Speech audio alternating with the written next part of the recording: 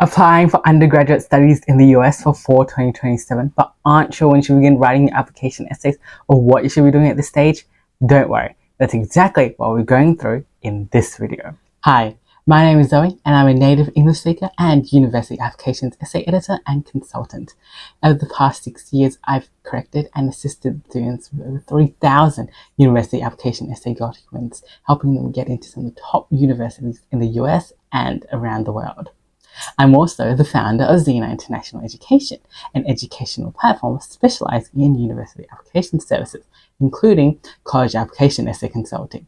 So if you'd like extra help with your college application essays, feel free to contact us or visit www.xenainternationaleducation.com/collegeapp.php to find out more. Anyway, let's get right into it. Before I get started though, I do want to note that I'm only going to be giving you a possible timeline for the essay writing process, not for the full application process. If you'd like help with the full university application process, feel free to contact us and we'll be happy to help you. Also, please note that this is just one possible timeline they can follow. It's definitely not the only timeline and not the only approach. And how you approach the essay writing process will depend on you and your circumstances. Anyway, right now, when I'm recording this video, we're right at the beginning of February. And some of you may actually be thinking about university applications that are due at the end of the year. And some of you may even be considering writing your university application essays right now. And yes, if you want to do that, you can. It's up to you. But I will say though, I think it may be a bit too early to begin writing your essays right now. There are plenty of other things that you should be doing instead, like finalizing testing, working in extracurricular activities, your grades, etc. However, this does not mean that you shouldn't be training your writing and critical thinking skills as well at this stage. So from now until around April, what I suggest that you do is that you begin preparing for your application essays by reading and writing more. Why do I say reading? Well, because reading other people's works actually gives you a lot of ideas and it's a great source of inspiration. Some of the best writers spend a lot of time reading. And you can read anything that you want, but I do suggest that you read a wide array of creative works, biographies, and even some non-fiction texts. And the reason why I say this is that creative or fictional works will teach you how to tell a good story. It will show you how to show and not tell. And it will also expose you to different creative writing techniques that you can apply and use in your own application essays when you're writing them. Meanwhile, biographies are a great way for you to see how personal reflective pieces are written, showing you how authors express their voices, their ideas, the lessons they've learned, their different values, all of which you will need to do when you're writing your application essays.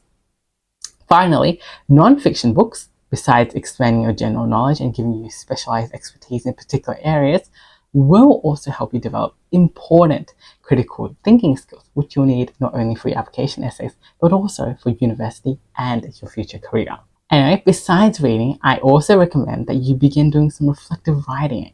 So write in a journal or diary for a few minutes each day, reflecting on what happened during your day, how you felt, what you learned to value, what you learned, what you won't do again. And all of these reflective skills are really, really important when you begin writing your application essays. So try and spend at least 5 minutes reading and 5 minutes writing each day. And spend longer if you want. This depends on what your time, on how much time you have. Okay, so in May is when things start getting a little bit more serious. Though at this stage, you're still preparing. So a reminder as well, in May is when you should also begin finding recommenders to write recommendation letters. But anyway, back to those things.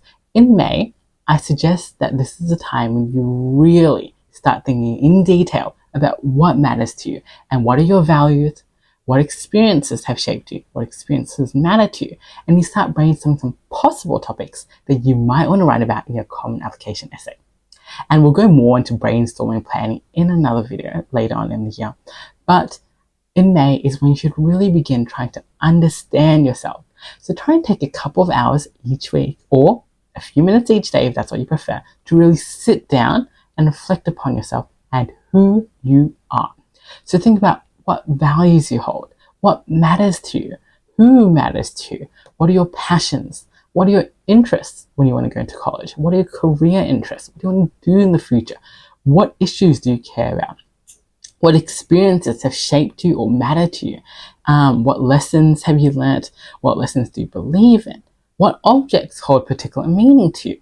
And what do you want admission officers to know about you?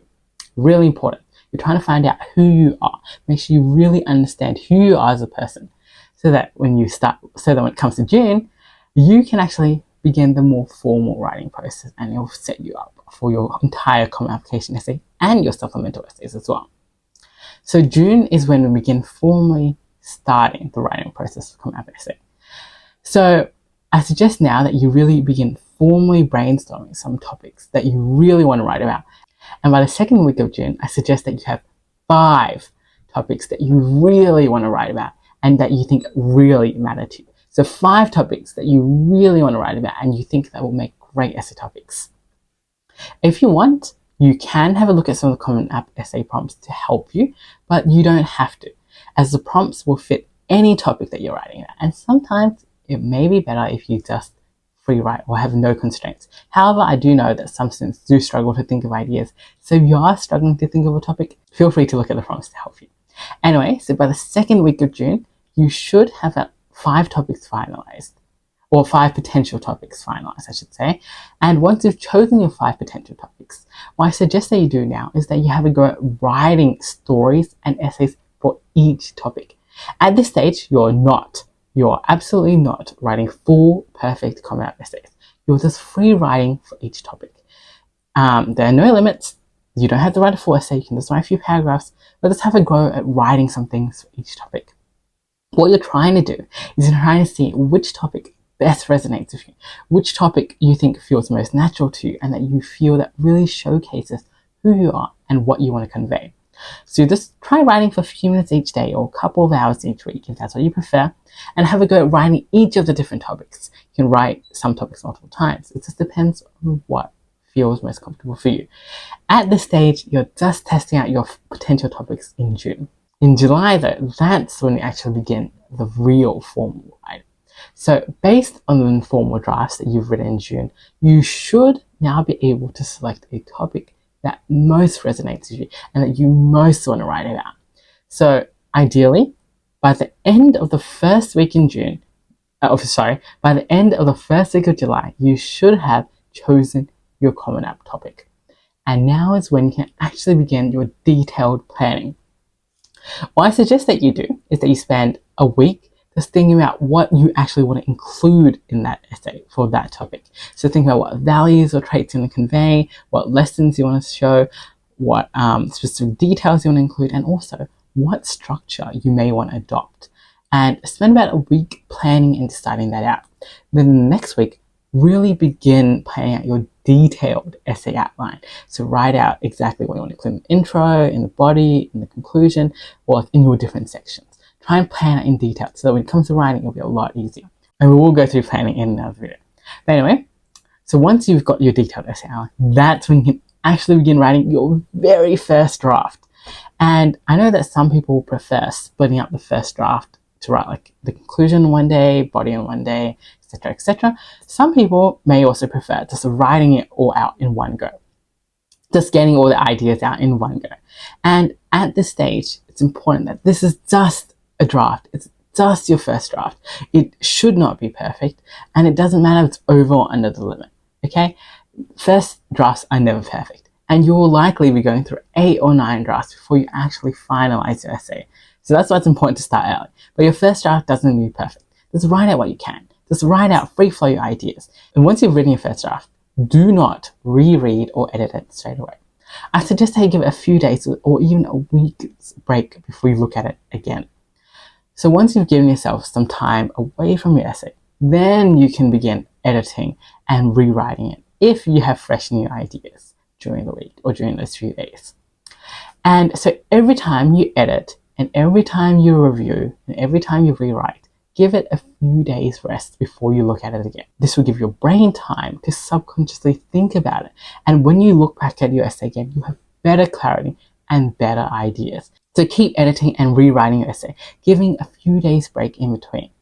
And so by the end of July, you should have at least written 1 or 2 drafts of your Common App essay. And in August is when you continue drafting, when you continue writing and revising your different essays. It's also a good time that once you've got a few drafts written, that you send your essay to a trusted teacher or advisor so that they can have a look and give you some advice to see if you need to make any more major changes. By the start of August as well, you should also have your university list finalized. And at this stage in August, while you're working your Common App essay, while you're finalizing your Common App essay, you should also begin working on other sections of your Common App application. So like your activities list, your honors section, your additional information section. So that by the end of August, you should be you should have filled out most of your application, and you should be nearing the completion of your Common App essay, because in September, that's when we're going to be working on our supplemental essays for your ED and EA schools. I suggest that you do one school at a time.